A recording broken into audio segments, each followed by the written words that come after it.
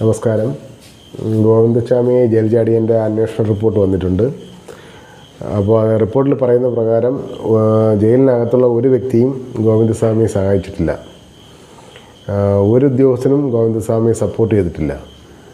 അത് ഈസിയായിട്ട് നമുക്ക് മനസ്സിലാക്കാവുന്ന കേസേ ഉള്ളൂ. അപ്പോൾ സുരക്ഷിതമായിട്ട് ചാടി വെളിയിലിറങ്ങി സുരക്ഷിതമായിട്ട് ഒരു കുഴപ്പമില്ലാതെ പോയിട്ടുണ്ടെന്നുണ്ടെങ്കിൽ അവൻ്റെ സ്വന്തം ബുദ്ധിയിലേ അത് നടക്കും. ഇവരാരെങ്കിലും അവനെ സഹായിക്കാൻ ചെന്നിരുന്നെങ്കിൽ പൊട്ട് ബുദ്ധി പറഞ്ഞു കൊടുത്തിട്ട് അവനെ അകത്തിട്ട് തന്നെ പിടിച്ചനെ. നമുക്കറിയാവുന്ന കേസാണ്. അതിന് ഇത്രയും വലിയ അന്വേഷണമൊന്നും കാഴ്ചവെക്കേണ്ട കാര്യമൊന്നുമില്ല. അപ്പോൾ ഞാൻ പറഞ്ഞ ഇരുമ്പ് നിക്കറിൻ്റെ കാര്യം മറക്കണ്ട.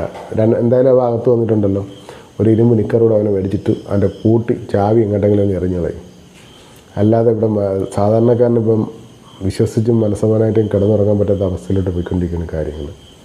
നിങ്ങൾ ഈ മേടിക്കുന്ന ശമ്പളത്തിൻ്റെ പാതിയെങ്കിലും പണി നിങ്ങളെടുക്കും കേട്ടോ. നിങ്ങൾ ആരും സഹായിക്കാൻ പോയാൽ അവൻ ഒരു കാരണവശാലും വിളി കാണത്തില്ല.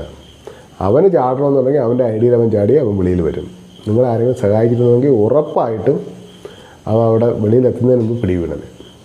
അല്ലെങ്കിൽ അതിങ്ങനെ കിണറ്റിനകത്ത് അതിനകത്തുള്ള കുഴിക്കകത്ത് തന്നെ വീണത്. അവൻ വെളിയിലത്തെ കിണറ്റിൽ വീഴുകയാണെങ്കിൽ അതിനകത്തുള്ള കുഴിക്കകത്ത് തന്നെ വീണത്. അപ്പോൾ എല്ലാവർക്കും നമസ്കാരം.